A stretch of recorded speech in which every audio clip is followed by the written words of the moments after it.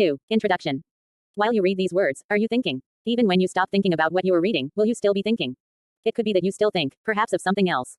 We are thinking during most of our waking hours. It is hard not to think. Have you ever thought about what we do when we think? In this module, we will address how thinking is conceptualized. You will be acquainted with different types of thinking, and you will also know what is meant by creative thinking and what are the stages for creative thinking. Let us now try to familiarize ourselves with how is thinking defined. 3. Define. Psychologists have tried to find answers to one of the most fascinating and important questions: how do people think? We will begin our discussion on thinking by trying to unravel, how do cognitive psychologists understand thinking? Cognitive psychologists have been intrigued by the most fundamental question of, what is thought and how do we think, for centuries. Early thoughts on thinking and knowledge propose two sides of the argument. The empiricists maintain that knowledge comes from experience. The nativists suggest that knowledge is based on the innate characteristics of the brain. The nativists suggest that knowledge is based on the innate characteristics of the brain. These pre-existing categories exist inside the brain, which order sensory experience and make us think about it. These two arguments, when viewed holistically, suggest that experience leads to information, and our brain must be receptive to these experiences to be able to think about it and make sense of it. The foundations of cognitive psychology lie in the Gestalt psychology of Max Wertheimer, Wolfgang Kohler, and Kurt Koffka, and also in the work of Jean Piaget, who provided a theory of children's cognitive development. Cognitive psychologists investigate various dimensions of thinking in terms of internal cognitive, mental processes such as reasoning, logic, problem solving, memory, and language. The study also includes how people make decisions and choice and engage in creative discovery. Cognitive theory contends that solutions to problems take the form of algorithms. An algorithm is a rule that correctly generates the solution to a problem given that one can devote sufficient time and effort to applying the rule, and heuristics. Heuristic refers to a rule of thumb or a general strategy that may lead to a solution reasonably quickly with less computation cost, and solutions may also be found through insights, which involve sudden awareness of relationships.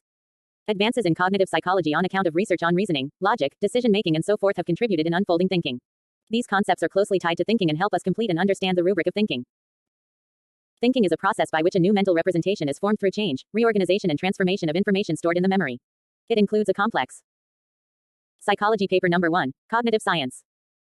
Interaction of cognitive actions such as judgment, reason, imagination, logic, problem solving, and decision making. There are 3 basic ideas about thinking. 1. Thinking is cognitive, i.e., it occurs internally in the mind. 2. Thinking is a process that involves manipulation of various cognitive processes in the brain. 3. Thinking is directed and results in behavior that solves a problem and leads one towards solution. We will study some of these aspects of thinking in depth in this module and some in the subsequent modules. 4. Units of thought. In this section, we will try to understand the units of thoughts that help us cognize and think. In this section, we will try to understand the units of thoughts that help us cognize and think. Give yourself a minute and list down several ways in which you try to cognize information from your environment and represent that information in your mind. The processes of thought rely on the units of thought such as images, symbols, concepts, prototypes, and rules. Figure 1. Units of thought. The most primitive of all these units of thought is an image. An image is a visual mental representation of an event. Another important unit of thought is a symbol, a sound, object, or design that represents an object of utility. The most common symbols in thinking are words. A characteristic of a word that separates it from an image is that it is a symbol that stands for something other than itself, and a single symbol may have more than one meaning. The advantage of thinking symbolically is that symbols enable us to think about things that are not present in the immediate environment and may have been present either in the past or may be present in the future. In addition to that, symbols transcend boundaries of now and then and even make it possible to imagine things and situations that never were or never will be. You may have used numbers, letters, punctuations, icons, and other mathematical signs for ideas that have no concrete existences. When a symbol is used as a label for a class of objects or events with at least one common attribute, or for the attribute class or category itself, it is called a concept. Animals, liquid. Units of thought. Images, symbols, concepts, prototypes, rules. Psychology. Paper number 1, Cognitive Science. Vehicle are examples of concepts with common attributes. Concepts are helpful in organizing otherwise large amounts of information into chunks that are manageable to think about. Concept formation help us understand categories of thought and processes behind it. This will be taken up in detail in the other modules of cognitive science. When we think of a concept, we think of a representative example. What comes to your mind when you hear the word noodles?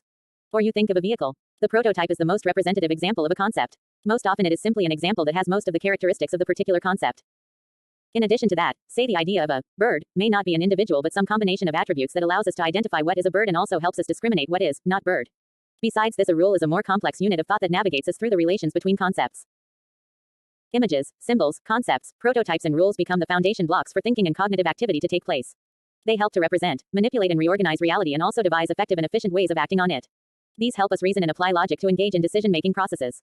Logic and reason are shortly discussed in the next section, while decision-making will be taken up in the next module. 5. Types of thinking. People think by different ways. Some of these form the unifying thread of the subsections that follow. You may have noticed that two people who may have been given a particular problem may come up with different solutions to the same problem. How is this possible? This is so because they may have worked on the problem with different logic. One may be logical and other may be illogical. Rational thinking and rational decision making is logical and makes an individual avoid wandering aimlessly and exploring odd, unachievable options. It channelizes energy in the doable and achievable terms and saves time and manpower. This thinking is called directed thinking, while illogical thinking occurs when an individual is not goal-directed and problems at hand are ill-defined. Let us read how we apply logic to the problem in hand and thereby reach possible solutions. 5.1 Deductive and inductive thinking. Thinking, logic and reasoning are intertwined and inseparable. Aristotle introduced a system of reasoning or simply validating arguments by what is called syllogistic reasoning. A syllogism has the following 3 steps. 1. A major premise. 2. A minor premise and 3. A conclusion. To understand this better, let us look at the example given below. Major premise. All men are mortal. Minor premise. Socrates is a man. Conclusion. Therefore Socrates is mortal. Psychology paper number 1. Cognitive science. Here, it is possible to reduce the statements of facts to symbols and manipulate them, as in mathematical equations, without regard to the physical reality that they may represent. If the premise of a syllogism is true and the form correct, then the conclusion of the argument is valid, that is, the probability of the conclusion being correct is certain.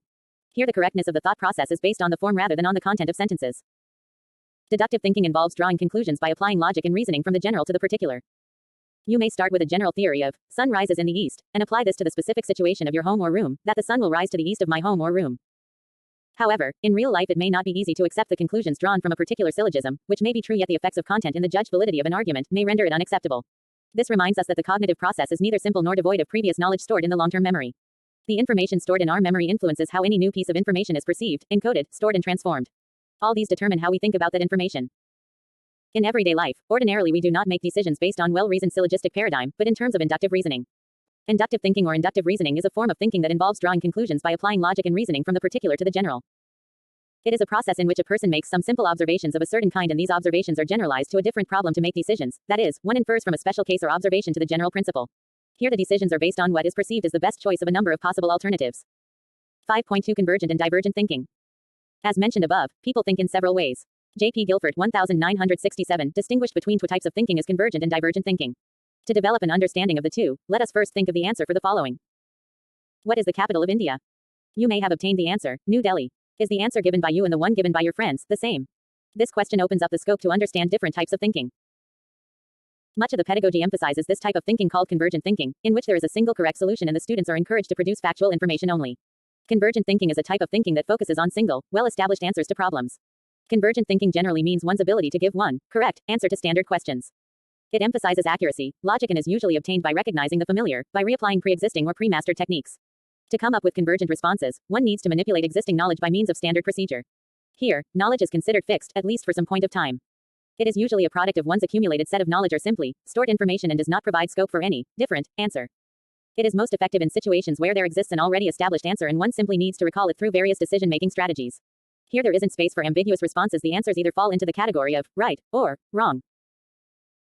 Psychology paper number 1, Cognitive Science. These answers do not require any creative thinking on the part of the person. Most of the standardized items on intelligence tests and other standardized multiple choice tests are based on convergent thinking. Now, try to answer the following question.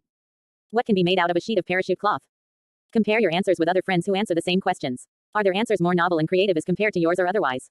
Did you get new or novel responses on the first question also? In contrast to convergent thinking, divergent thinking involves free flow of thoughts and there are many possible solutions. It typically occurs in a spontaneous, free-flowing manner, where many creative ideas can be generated. In classrooms, learners are given tasks of free writing, drawing, all of these promote generation of multiple and novel responses that diverge from the standard normative responses. A divergent thinker may come up with creative and more flexible responses. They may utilize ideas and objects in more abstract ways and come up with a number of unusual ways of thinking. In the next section we will approach thinking with regard to creative problem solving and its stages. 6. Creative thinking with stages. We reasonably assume that human beings are creative beings and they are endowed with the capacity to solve problems creatively. Some of us may be more creative than the other. For this module, among widely used definitions of creativity, we choose to understand it as a cognitive activity that results in a new and novel way of viewing a problem or a situation. Restricting oneself to finding solutions to problems in habitual ways only and not attempting alternate ways of thinking about the same problems is termed fixation in problem solving. Wallace 1926 described the 4 sequential stages of creative process which gave us a conceptual framework to revisit creative thinking. These stages are not supported by sound empirical evidence but the psychological literature finds its mention in the introspective reports from people who have given creative thoughts. These are mentioned in the section that follows. Stages of creative thinking. Formulating the problem and making initial attempts to solve it. Preparation. Leaving the problem while considering other things. Achieving insights to problem illumination. Testing or carrying out the solution. Psychology paper number 1, Cognitive Science. Figure 2, the 4 sequential stages of creative process to achieve better clarity. Let us read about these stages in detail. Stage 1, Preparation. When we are confronted with a problem, we often spend a considerable amount of time preparing to deal with the problem. In this thinking time, we think about several tentative solutions, during which we try out or reason out possibilities based on our experiences in the past. These tentative thoughts lead us into specific direction that may later prove instrumental in finding solutions to the problem. However, the time for this preparation as mentioned by people may not be restricted to some hours or some days only. Indeed, the biographies of famous creative people are replete with instances where they mention that from their early childhood, ideas kept developing in their mind. These early ideas frequently shape the ultimate destiny of a creative person. But this thought may be challenged and debated as to why individuals who share similar environments have different degrees of creative thought. Stage 2. Incubation. The second stage of creative thinking is termed as incubation period. Have you ever experienced that after a point of saturation, you stop thinking about the problem, which seems so compelling at a point? Why is it that a creative breakthrough follows a period in which the problem is allowed to lie dormant?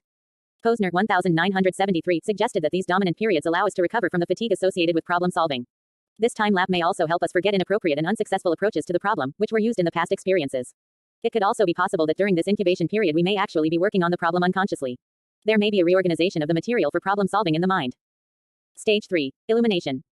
The history of creative thought has numerous instances of creative breakthroughs. It is not mandatory that after a period of incubation, an illuminating thought will appear, but in cases where it has happened, the bits and pieces of all the ideas fall into place. These ideas then seem to complement each other and all irrelevant thought almost become discarded hypothesis. The structure of a DNA molecule, the composition of benzene ring, the invention of the telephone is all examples of creative breakthroughs achieved after illumination. Stage 4. Verification. After eureka of illumination, that sometimes accompanies an insightful discovery, the idea is tested. In this stage, the creative product is examined to verify its legitimacy. There stands a risk that the solution achieved after illumination may not be actually valid, hence, it becomes important to test, verify and validate it. Psychology paper number 1, Cognitive Science. 7. Summary. Thinking is a process by which a new mental representation is formed through change, reorganization and transformation of information stored in the memory. Cognitive psychologists investigate various dimensions of thinking in terms of internal cognitive, mental processes such as reasoning, logic, problem solving, memory and language. The processes of thought rely on the units of thought such as images, symbols, concepts, prototypes and rules. Deductive thinking involves drawing conclusions by applying logic and reasoning from the general to the particular. Inductive thinking involves drawing conclusions by applying logic and reasoning from the particular to the general. J.P. Guilford 1967 distinguished between two types of thinking as convergent and divergent thinking. In convergent thinking, there is a single correct solution and the students are encouraged to produce factual information only. In contrast to convergent thinking, divergent thinking involves free flow of thoughts and there are many possible solutions.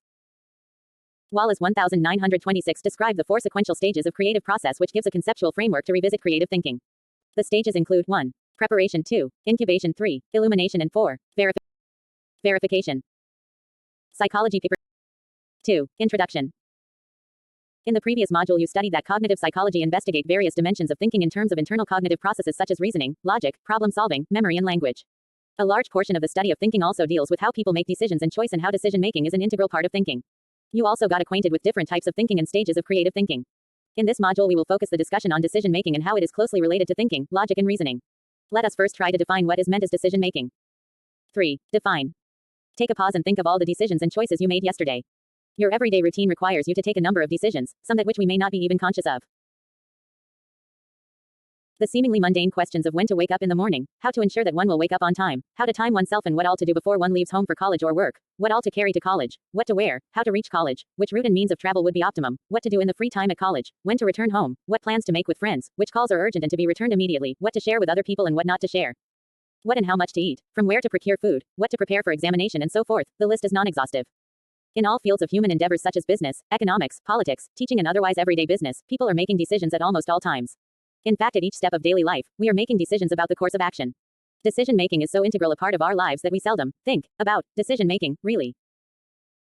Decision making can be regarded as the cognitive process resulting in the selection of a belief or a course of action among several possible alternatives. It involves identifying and choosing alternatives based in values and preferences of the decision maker. Decision making is inseparably intertwined with problem solving.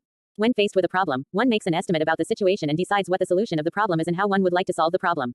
Subsequently, one looks for the possible strategies to achieve the goal or end state. Psychology paper number 1, Cognitive Science.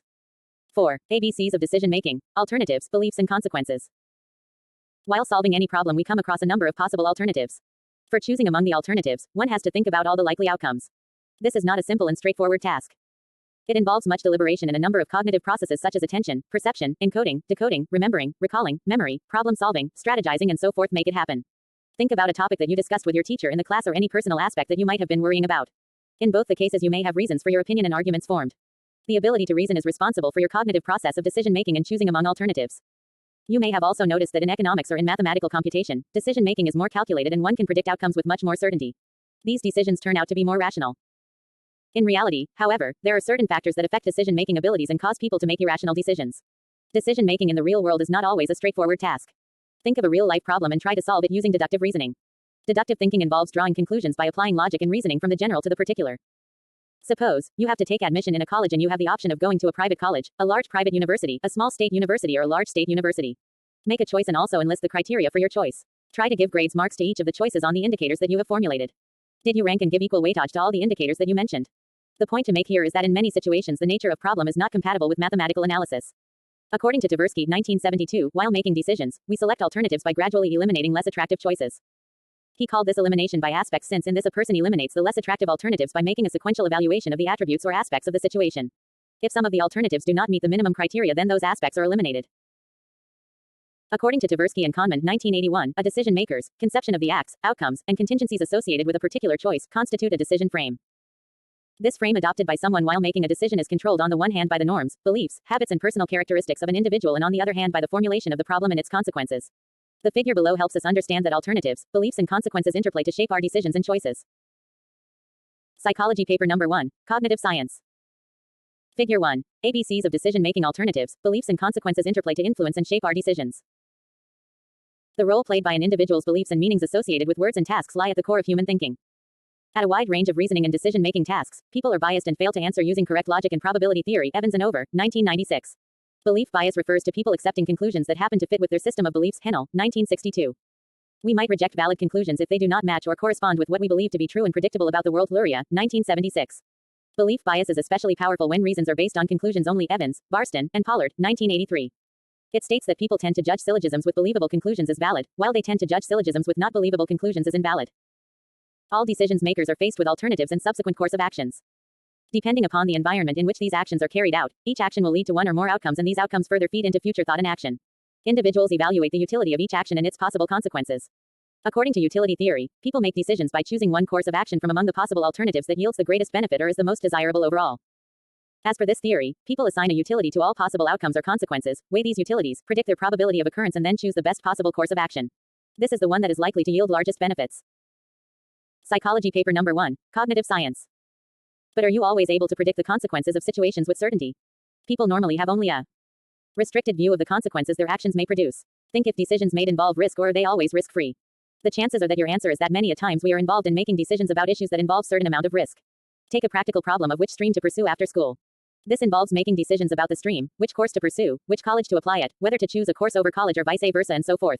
The choice of any of these involves some risk, and all conditions and future prospects cannot be fully calculated beforehand. In some of the other matters, such as choice of medicine, hospital, or whether to undergo a life-threatening operation or not, may involve larger risks. Most decisions of consequences are made under risk and uncertainty. How do then people make decisions when under risk and uncertainty, where the probability of outcomes is not fully known? Reasoning under uncertainty requires an assessment of probability, so decisions get influenced by how we judge subjective probability. According to decision theory, solution to any problem can be calculated by weighing the expected utility of each course of action by probability that it will occur.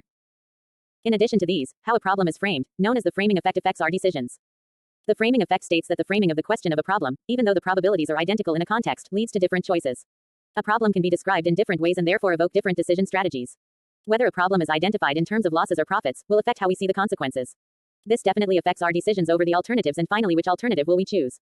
In general, choices that involves losses as compared to those that incur profits are perceived as risk-taking. In case a problem is specified in terms of gains, people tend to use risk aversion strategy. When the description of the problem is done in terms of losses, people tend to apply risk-taking strategy. Simply put, most people avoid the risk when they see a sure gain and take the risk when they have an almost equal chance of loss and gain. Hall, Uris, and Todorov, 2007, describe that when individuals encounter too much knowledge, it may interfere and impede their ability to make rational decisions. This is termed as illusion of knowledge. Moreover, people seem to over-rely on intuition and gut feeling instead of more demanding deliberative reasoning when making decisions. In the process of reasoning and decision-making, people often make use of certain heuristics which lead to quick conclusions. These heuristics are discussed in the section below. 5. Heuristics for decision-making. During 1970s and 1980s, there was a growing body of research that pointed out the fallacies of applying normative statistical theories to human judgments for decision-making under uncertainty. Representative and availability are heuristics that distort our ability to make decisions in fully rational ways, as described by normative models of statistical reasoning. According to Kahneman and Tversky, 1973, in making predictions and judgments under uncertainty, people do not appear to follow the calculus of chance or the statistical theory of prediction. Instead, they rely on a limited number of heuristics which sometimes yield reasonable judgments and sometimes lead to severe and systematic errors. Daniel Kahneman and Amos. Psychology paper number 1, Cognitive Science. Tversky thus introduced some heuristics, which are quick and easy solutions to complex problems. Figure 2. Heuristics for decision making.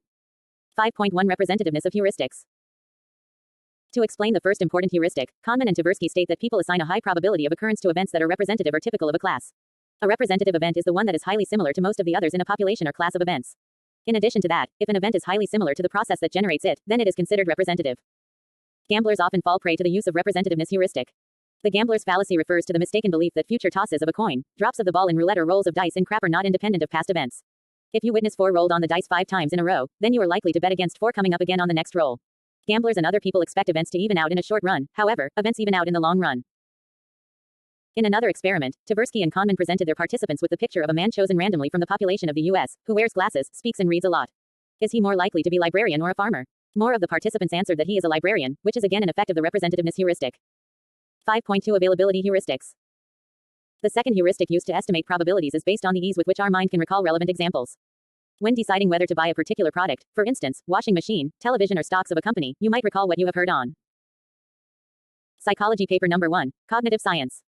Television or print advertisements or business news. You are most likely to buy that product or stock which you have heard. More or simply which can be readily available from your memory. The availability heuristic suggests that if relevant examples can be readily retrieved from memory, then the class of events must occur with high probability. In a series of studies conducted by Tversky and Kahneman 1973, 1981, subjects were asked to read a list of names of men and women and tell whether the list contained the names of more men or women. The subjects overestimated the frequency of the gender that was more famous. The reason for such a choice was the fact that the names of the famous people were readily available to the mind. Also, Tversky and Kahneman found that sometimes people arrive at poor conclusions when their decisions are based on past experiences. There are other research studies that support the availability hypothesis to account for errors in estimates of everyday knowledge. In a study by Slavic, Fishoff and Lichtenstein 1977, the participants were asked to estimate the relative probability of causes of deaths from the 2 given causes. The participants judged causes like homicide and tornado to cause more deaths than others like asthma. The most misjudged causes of death were those that were most publicized and on which more information were available, that is on homicide and tornado, than deaths caused by natural diseases and illness. The authors reasoned that because the lethal events such as accidents, cancer and tornado receive wider media coverage, they appeared as more available causes of deaths. Has it ever happened that after an event someone claims that she knew it all along, under the conditions observed, that the particular event will happen? The availability heuristic also helps to explain another common bias in human risk perception. Once event X happens, it is easy to believe that event X was inevitably going to happen. Fishoff, 1975, 1977, Hell, Gigerenzer, Gogol, Mullen Muller, 1998. Hindsight bias refers to the fact that people confidently judge that they knew an event would occur after it occurs. After the event, the person is highly likely to say, I knew it all along. It is so because, once the critical information about an outcome is known, one cannot put it aside or ignore it. It overrides in our mind and collection of memories and sometimes also imagination about similar situations at hand may even distort our confidence in future judgments that we make. Also, by choosing only the most obvious aspects while making a certain decision as in availability heuristics, we often tend to neglect some really important aspects and consequently their outcomes. 5.3 Fast and frugal heuristics. Consider if human thought processes find a good solution to problems in their environment rather quickly and with little information, then they are well adapted to that environment. Here, instead of comparing human thinking with logic and normative rationality, an alternative view of thinking and decision-making is floated, where one looks for optimal solution which demands a minimum of investment of time and cognitive resources and highlights highly adaptive modes of thought. Gigerenzer, 2006. A fast and frugal heuristic is a cognitive process that searches for minimal information and consists of building blocks that exploit evolved abilities and structures in the environment. Psychology paper number 1, Cognitive Science. For example, the visual system has evolved to track objects in space. We are aware that the visual environment is structured. With respect to the relations of objects, their distance is measured by visual angle and is also receptive to the changes that take place in those relations over time. How does then a fielder catches a cricket ball once it is hit by the batsman and is bound for a particular trajectory and direction? From a normative view of mathematical calculations, the fielder will solve a set of differential equations to compute the trajectory of the ball, taking account of the ball's initial velocity, angle and distance from the batsman. These facts will then be supplemented with air resistance and wind speed that particular day moment. This is a complex cognitive exercise that requires a reasonable time for computation. From the perspective of fast and frugal heuristics, the fielder does not need all this information and computation. Instead, the fielder can exploit his capacity for object tracking and the information inherent in the environment by using the gaze heuristic, that is, fixate the gaze on the ball, start running in the direction of the hit and adjust the running speed so that the angle of the gaze remains constant. In this entire task, the singular piece of information that is most significant for the brain in order to catch the ball is to attend to the angle of the gaze between the eye and the ball. All this will be relative to the ground. Consider another example. If you are trying to decide between which one of the 2 ice creams flavors or brands of chocolate to purchase, you are more likely to buy a familiar flavor or a familiar brand. Choosing the most recognizable name is an excellent fast and frugal heuristic.